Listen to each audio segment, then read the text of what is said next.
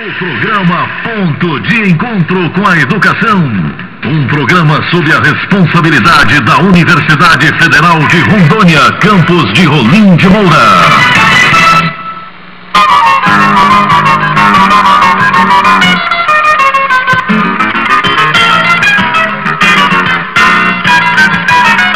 Eu acredito na rapaziada. Boa tarde, minha gente. Um prazer estar aqui novamente nesta segunda-feira calorosa. E nesta segunda-feira temos aqui dois professores da UNIR, no nosso ponto de encontro com a educação. Estamos nos encontrando para conversar sobre algumas coisas que andam acontecendo aqui na nossa cidade, no estado todo, onde estão presentes, onde está presente campus da UNIR, camp da UNIR. O professor Fabrício Moraes de Almeida e o professor Zairo Carlos. Os dois são professores da UNIR. Boa tarde, professor Fabrício. Boa tarde a todos. Eu estou aqui neste programa representando o comando de greve do campus Rolim de Moura e também o comando de greve da Universidade Federal de Rondônia. Boa tarde, professor Zairo. Boa tarde, ouvintes. Sou professor do Departamento de Estado da UNIR e venho dar uma ideia do que seria fazer greve, ou se a greve é ou não é legítima e tudo mais. Então, ok. Então vamos começar com isso, né? A gente está percebendo que o campus da UNIR aqui em Rolim de Moura está paralisado nas suas atividades de docência. Não sei se todas as atividades estão paralisadas, professor Zairo. Bem, antes de tudo, eu queria ir direto ao assunto. Certo. Direto ao assunto. Qual é a minha concepção sobre a greve? Primeiramente, a greve, com relação aos alunos, eu não vou tocar porque os alunos são praticamente livres para poder fazer o ato de greve. A minha concepção é que professor universitário não tem nada a ver com o movimento grevista. A greve de um professor universitário, ele teria que primeiramente parar de pensar, parar de pesquisar e parar de fazer aquilo que é o mais importante para um professor universitário. Transformar tudo aquilo que é natureza dentro do conhecimento em algo para além dessa natureza. Ou seja, deixar de tornar as coisas ideologia e movimentar essa coisa em termos de pesquisa e de estudo. Para um professor universitário aderir a uma greve, ele primeiro tem que parar de pensar e de produzir conhecimento. Mas, professor, não sei se entendi corretamente, parar de pensar. Tudo bem, parece que seria impossível isso, mas eu tenho aqui em mãos uma pauta de reivindicações dos acadêmicos e dos professores do campus, e ela tem vários itens aqui que são, pelo menos aparentemente, necessários para o andamento dos cursos, inclusive para produzir ciência e pensamento. O professor Fabrício concorda com isso? Que deve parar de pensar? De fato, o que aconteceu para que ocorra essa dimensão totalitária da universidade para trabalhar com ensino, pesquisa e extensão, nós precisamos de condições. E a greve exatamente surgiu um foco, exatamente da insatisfação coletiva de não ter condições de trabalho, enquanto, por exemplo, laboratório, infraestrutura básica, condições insalubres de trabalho. Nós temos aqui, por exemplo, que foi definido no dia 8 de setembro, uma carta junto ao sindicato docente, que ficou definido no dia 14, um levantamento de pautas que foi aprovado a greve pelos presentes em assembleia. Aqui em Rolim de Moura nós também começamos a fazer um levantamento dessas insatisfações. Claro, o professor ele tem toda a liberdade de aderir ou não à greve, mas nós temos diversos pontos. Por exemplo, essa questão de laboratório, nós temos um relatório do CGU que foi divulgado na internet, onde aponta 39 irregularidades em relação à gestão atual da reitoria.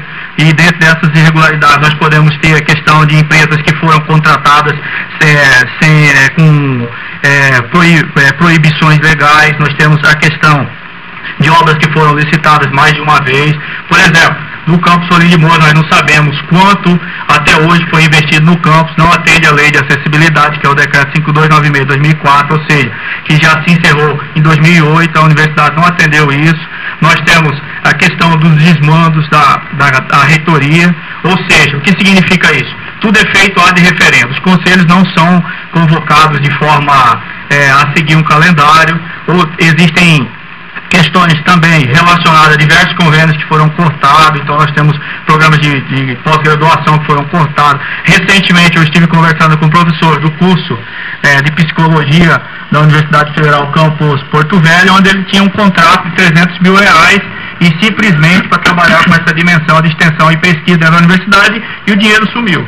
Então, e essa questão também foca na Rio Mar. E recentemente nós estivemos com o Ministério Público Federal, o Ministério Público Estadual, onde existem diversas ações de irregularidades contra a gestão atual da reitoria, que é no foco tanto de pessoas como de infraestrutura. Então são situações que de fato culminaram com todo esse processo de greve. Em relação à legitimidade da greve, está tudo protocolado no Ministério Público do Trabalho. O sindicato também, ele está dentro da conformidade da lei. O presidente da ADUNIR, ele se absteu de participar da greve, mas de fato ele deixou claro que ele apoia as decisões de Assembleia. Então fica claro que o presidente da ADUNIR, o senhor Adelso, não está de acordo com a greve, mas ele foi voto vencido na Assembleia Geral que houve no sindicato, a Andes Nacional, e também acatou a legitimidade da greve. Então são situações que estão ocorrendo nesse instante, na universidade. Deixa eu voltar à questão. O professor Zário disse que, aparentemente, pelo menos do que eu entendi, ele se posiciona contra a greve, dizendo que para o professor universitário a greve seria parar de pensar. O professor Fabrício, favorável à greve, diz que existem vários pontos que são, no seu entendimento, e pelo jeito, no entendimento de todos que estão aderindo à greve, gritantes assim de irregularidades. Agora, eu pergunto, se a gente para de pensar e não pensa nas irregularidades que estão acontecendo, quem é que vai pensar nas irregularidades? Ok, veja uma coisa, são duas instâncias diferentes. O professor, quando ele é decente na sua pesquisa, decente no seu estudo, ele vai movimentar o mundo para frente. A maior parte dos nossos professores são professores que pensam como professor de segundo grau, naturalizando as coisas. O que significa isso num exemplo clássico? Se você pegar os grandes professores a nível de universidade, como o das ciências exatas, Isaac Newton e Albert Einstein, por exemplo, antes de eles entrarem para a universidade, eles já produziam um conhecimento que vai movimentar, depois que eles estão dentro da universidade, todo o conhecimento humano. Walter Benjamin não conseguiu entrar na universidade, ele parou de pesquisar de jeito nenhum. Em condições totalmente adversas. A produção do Einstein, se você fosse ver o modo de vida dele, com toalha de coisa, cuidando de menino e cuidando da casa, você não acredita como daquele produziu o que produziu, sem laboratório nenhum. Quando ele entra na universidade, é que ele vai impulsionar a universidade para frente. A maior parte dos nossos professores, eles não fazem isso nem antes nem durante. A maior parte dos problemas que nós temos na universidade é ligado a nós, professores, que geralmente, ao invés de nós estarmos ligados com os estudantes num modo de produzir conhecimento de estudo antes de entrar na universidade, nós estamos querendo colocar a culpa na universidade como se fosse um laboratório. O laboratório não vai deixar o professor de pesquisar. Mas, professor, tem que ser pesquisador antes de entrar na universidade. Mas, professor, uma coisa é ser ou não pesquisador, outra coisa é pensar ou não pensar. E constatando que existem irregularidades, a minha pergunta foi, se não houver pessoas pensando e buscando soluções para as irregularidades, para os desmandos, como o professor Fabrício usou a expressão, quem é que vai pensar isso? Se aqueles que estão envolvidos no caso não estão pensando, estão se furtando a pensar. Me parece que é exatamente o contrário. As pessoas estão, no meu entendimento aqui, paralisando justamente porque estão pensando. Professor Fabrício? Só em relação a pensar, nós precisamos de acesso. Então, o professor, ele trabalha dentro de uma questão de leis que são educacionais e são vinculantes relacionadas à questão de autorização, reconhecimento e renovação de reconhecimento do curso. Eu digo isso porque eu faço parte do Instituto Nacional de Pesquisa Educacional há 6 anos e vistoria instituições pelo Brasil todo. Nos últimos 6 anos, eu vistoriei mais de 50 instituições. Tudo bem, o professor ele tem que ter uma iniciativa como a formação, obviamente, propicia para ele em relação à pesquisa, ensino e extensão. Só que nós precisamos de ter condições de trabalho. Se vocês olharem na internet, no blog do Comando de Greve Geral, nós podemos perceber que está sendo divulgado amplamente aí situações precárias da universidade. Então, banheiros estão sendo usados como laboratório, então nós não temos... Isso contamina a pesquisa.